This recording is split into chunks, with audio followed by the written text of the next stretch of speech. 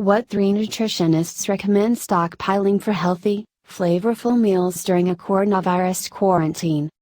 Before a quarantine, clear out old food, stock up on essentials, and make extra meal servings. When planning for an emergency, a good rule is to store up to 2 weeks of food supplies, according to Bonnie Taub-Dix, a registered dietitian-nutritionist and author of Read It Before You Eat It, Taking You from Label to Table. People should not make themselves feel nervous that they have to go out and spend hundreds of dollars on food, Taub-Dix told Insider. But it might give them peace of mind to know they have some things prepared. If you're concerned about a possible quarantine, an easy first step is to assess what you already have in stock, and get rid of things you don't need, advised Brigitte Zeitlin, a registered dietitian and owner of BZ Nutrition. First, do a quick scan of your pantry and freezer and throw out anything past its expiration date. It's just taking up space that we need for good stuff. A basic list should include major food groups and macronutrients, including protein sources like canned fish and beans, canned and frozen vegetables and fruits, as well as tomatoes or sauce, whole grains including bread, rice, quinoa, and whole wheat, or chickpea, pasta, and healthy fats like olive oil, nuts, and nut butters. While you're taking stock, also note some favorite recipes and, if they store well in the freezer, consider making extra servings during your weekly meal prep to stockpile, Zeitlin said. Preparing large batches of foods like chili, pasta sauce, meatballs, and similar freezer-friendly items to store can round out the meals you can make from pantry items. When you're not quarantined and have access to all the food shopping you can handle, prepping some things to put in the freezer will add some diversity, which you'll need if you're eating the same stuff for 2 weeks, Zeitlin said. Use up fresh foods first. Zeitlin and other nutritionists recommended using fresh foods before turning to reserves of frozen and shelf-stable foods. Use up what you have first, you don't want anything to go to waste.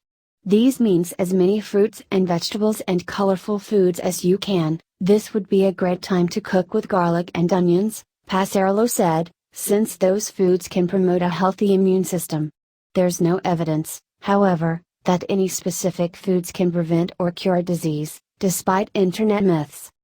Fresh foods with the best longevity include root vegetables like potatoes, sweet potatoes, and onions, but also citrus fruits like lemons and lemons, according to Zeitlin.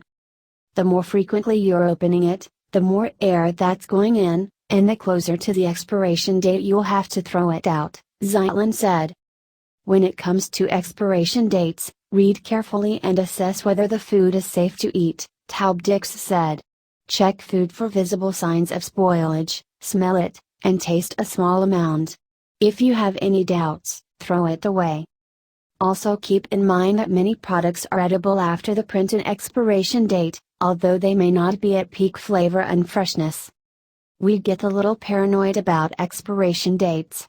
You can still eat it because some of those are meant to be sell-by dates, she said. So a box of cereal, it may not be as crunchy or as fresh, but won't be bad for you. The exception is canned goods that are damaged, dented, or hiss when you open them.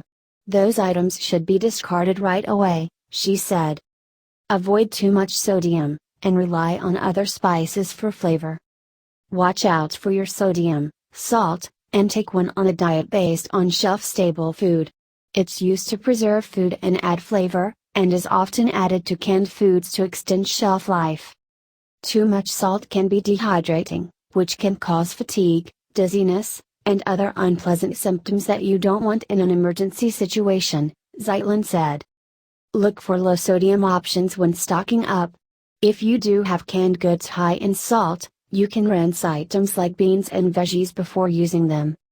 For flavor, consider salt alternatives such as dried herbs like oregano, basil, thyme, and rosemary, spices like pepper, chili powder, turmeric and paprika, or salt-free seasoning blends, including curry powder. Zeitlin's salt-free pick is Trader Joe's everything but the bagel blend.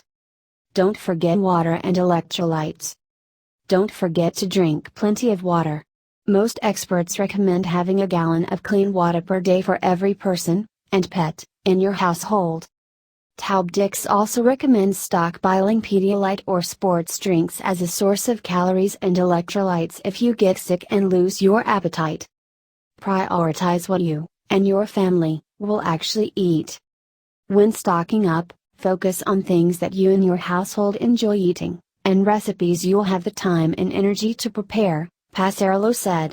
Storing ingredients for complex recipes won't be helpful if you do feel sick and don't have the energy to cook, so also consider ready-made items like microwavable rice. A few cans of soup are fine, too.